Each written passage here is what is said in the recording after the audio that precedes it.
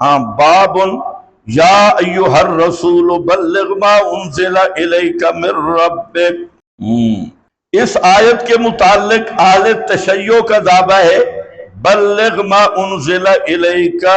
من ربک اے خلافت علی۔ یہ وہ کہتے ہیں حجۃ الوداع کو آیت نازل ہوئی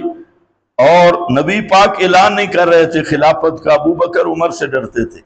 عجیب گدھے کی نسل ہے بھائی، عجیب گدھے کی نسل ہے۔ ادھر کہتے ہیں ابو بکر عمر بزدل تھے، ادھر کہتے ہیں نبی بھی ڈرتا تھا، علی بھی ڈرتا تھا، تو بزدل سے کون ڈرتا ہے؟ یہ عجیب تضاد ہے کہ ایک طرف ثابت کرتے ہیں ابو بکر عمر بہت بزدل تھے معاذ اللہ، اور دوسری طرف یہ حرامی نسل کیا ثابت کر رہی ہے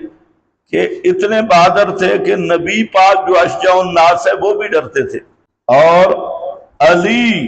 خیبر کا تو دروازہ انہوں نے ڈھال بنا دیا، اور وہ دروازہ 1000 آدمی اٹھاتا تھا، تو ڈھال ٹوٹ گئی تو انہوں نے ڈھال کے سنا تلوار جبریل نے روکی ہے، نہیں تو 7ویں آسمان زمین والے بیل کی گردن پہ جا رہی تھی، آگے جبریل آگے۔ اور ڈر اتنا ہے کہ گھر میں جو کچھ بھی ہوا ڈرتے رہے، رسی ڈالی گئی گلے میں، جی ٹھیک ہے بیعت کر دو، بیوی زخمی ہو گئی، شہید ہو گئی، علی چپ ہے، ڈر رہا ہے۔ ادھر نبی ڈر رہا ہے معاذ اللہ کے، بار بار آیا ہے یا ایھا الرسول بلغ، اعلان کر خلافت کا، ادھر ادھر میں کوئی نہ۔ ادھر تیسری دفعہ جبریل نے کہا، پھر اللہ کہہ رہے ہیں رسول اب آپ نے اعلان نہ کیا نبوت رسالت، پھر واپس کر لیں گے اب آخری دفعہ۔ پھر آپ نے کہا ابو بکر عمر کا کیا بنے گا، واللہ یعصمک من الناس، کر دے، پھر گول مول اعلان کیا، تب بھی کوئی واضح اعلان نہیں کیا، من کنت مولا، ستارہ مانے والا لفظ بولا، الآیا۔ اچھا بھئی، تو یہ اہل تشیع نے ایسے نہیں لکھا، تمہاری کتاب میں بھری ہوئی ہے، سیوطی کی در منصور میں یہی ہے خلافت علی، سالبی کی، اور بھی بڑے بڑے حضرات نے جہاں خلافت علی لکھ دیا اور شیعوں نے وہاں سے لیا، تو ما انزل الیک من ربک، اس لیے مولانا حسین علی رحمت اللہ علیہ انہوں نے زبردست بات کی، انہوں نے فرمایا ایک تو بلغ کا عمومی معنی ہے، عموم لفظ کی رعایت پر، اور دوسرا خصوصیت مقام ہے، بلغ ما انزل الیک من ربک ان لم تفعل فما بلغت رسالتا، عموم میں پورا قرآن ہے، اور خصوص میں جو سیاق و سباق میں ہے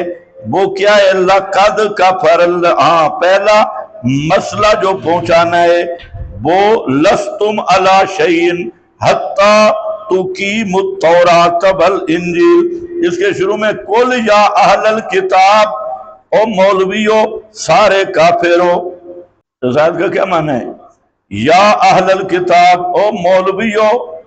لستم علی شیء، سب کے سب کافر بے ایمان ہو، حتی تقیموا التوراۃ والانجیل، جب تک زمینی کتابیں چھوڑ کر آسمانی کتابوں کو نصاب نہیں مانتے، سب کافر ہو۔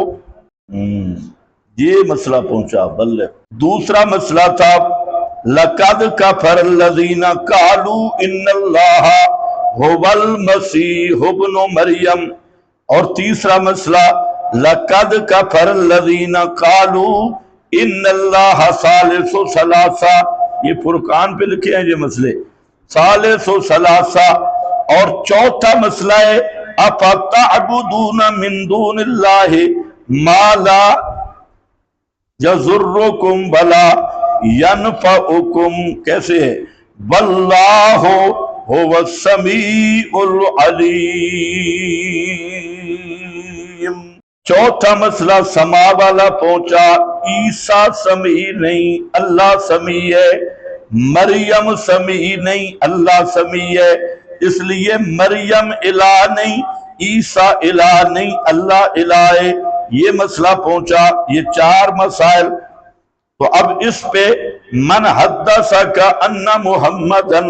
کتم شیئا مما انزل علیہ فقد کذبا،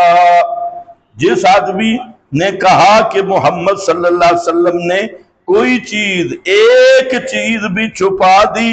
مما انزل علیہ سے، تو اس نے جھوٹ کہا ہے، کیونکہ اللہ فرماتے ہیں یا ایھا الرسول بلغ ما انزل الیک،